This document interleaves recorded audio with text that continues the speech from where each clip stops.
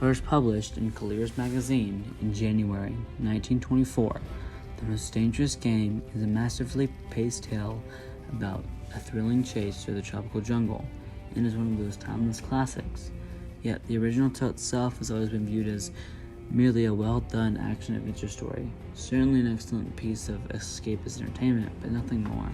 However, that is not the case, for Cornell's famed account of a stylish duel to the death between two alpha males is, in its clever subtext, a symbolic struggle between far more than just a pair of determined men, a young hero and an aging villain who are both experts at hunting, tracking, and of course killing. Rather, the tale offers a symbolic battle royale between two divergent centuries and the opposing world views and political constructs that dominated each respective era. The recently ended 19th century was, in general, a time of Eurocentrism, of kings, queens, czars, kaisers, of vast empires, duchies, and colonies, whereas the new century, the still fledgling 20th, has given rise to democracies and self-made men who bow to no crowned heads, defer to no aristocratic classes, and eschew all limits to individual ambition.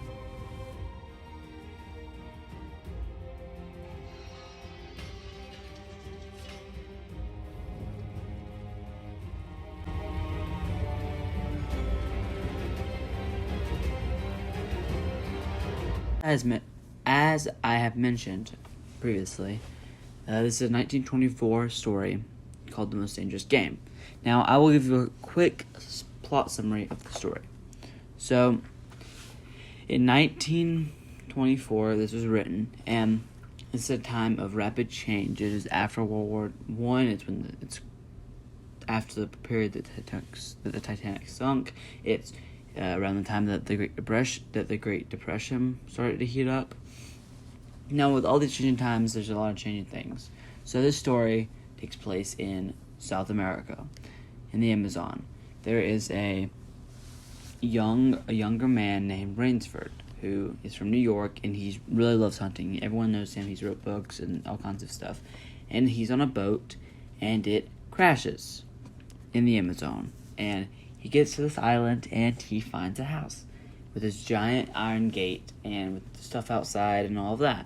And he goes in, and the other character in the story, main characters, there are three.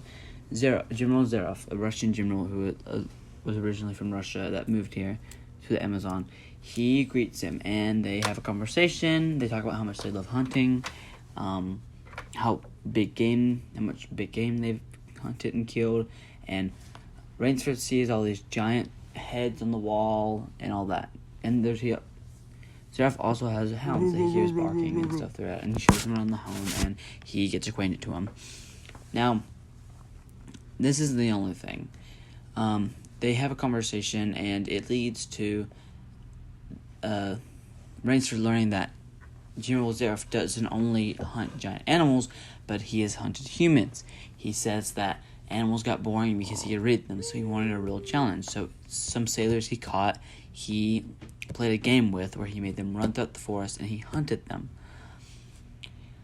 And he asked Rainsford if he would like to participate in this, that he has people that are perfectly fed down in the basement.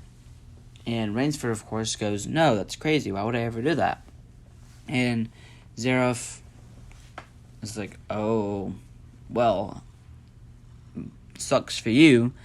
And so they end up arguing, and Zerov ends up deciding that he's going to, he begs Rainsford to do this, to hunt other humans with him. Rainsford declines over and over. So then instead, he decides to make Rainsford the prey. And Rainsford gets a head start on Zerov. It's a pretty big head start. It is 3 hours. And after these 3 hours are up, Zerov will come hunt for him. If Rainsford can survive until midnight on the third night, then he has won the game, and Zerov will return him to the mainland, and Zerov swears that he'll never says what happens on the island, that Zerov kills and hunts people.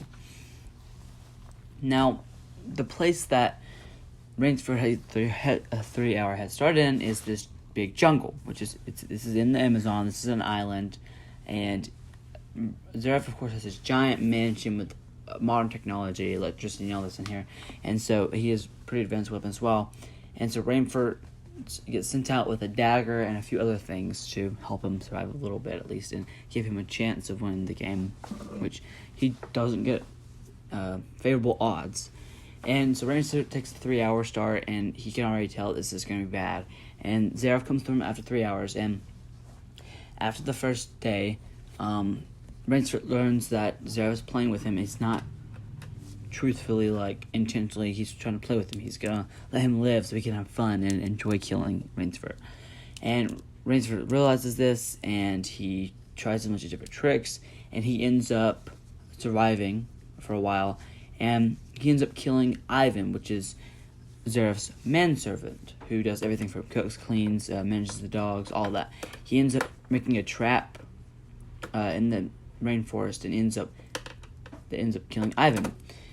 This upsets Zeref and probably gets him not thinking straight. And then the next day, he comes from again, and in the dead of night, Rainford runs out and jumps off of the cliff, seemingly to his death. And Zeref, knowing that Rainford committed suicide instead of wanting the horrible death that Zeref would have killed him with, Zeref returns to his mansion, and he, of course, grieves over Ivan. He's not very happy about it, and he just goes to enjoy himself. And then Rainford, while he's doing this, when Zeref finally arrives at his home, he sees Rainford in his room, and the story ends with Rainford being the victor and being the only one alive after he tricks General Zeref and ultimately gets the best of him, which is something that makes a lot of sense in this story, because the main point of the critical article that I read was that due to the changing times, Zeref couldn't adapt, and that's what ultimately led him to be killed. And this is not even just a story about a man killing another man. It's about an era trumping the lesser era into the new era, and those old things are not going to work anymore. Now the new era is going to conquer them. So, considering that was a very long summary, I would like to condense the main article's point. So as I mentioned, it's about the fact that the whole story is about pushing away the old of the century and bringing in the new. Now, it accomplishes, the story accomplishes this by, and the main article, the critical article, mentions this multiple times. So it goes into depth about Darwin's evolution theory and how politics and eras can develop the same way. So just as finches and iguanas or whatever on the Galapagos Islands that Darwin studied, all of those animals can evolve to fit their habitat. The same can be said about the history or people or governments. As new waves come, new ideals, new people, new ages, governments have to evolve, people have to evolve, and they have to get with the new times. Like in current day, if you're an older person, it's almost impossible for you to not understand the new era of technology. You really have to learn it. It's the same way in this story. Now, General Zeref, he was born in Russia before the 19th century, and 20th. I mean, he was born in the 19th century. He has been spoiled all his life. He's kind of that European royalty status where everything's been served to him on a platter, and everyone just devotes themselves to him, and he is respected. And that's why he has a manservant. That's everything for him. He didn't know how to cook. He didn't know how to clean. He didn't know how to do much stuff for himself besides of hunting, of course. And this is what the main article is about: is that this evolution, and that Ivan has not evolved, and this is why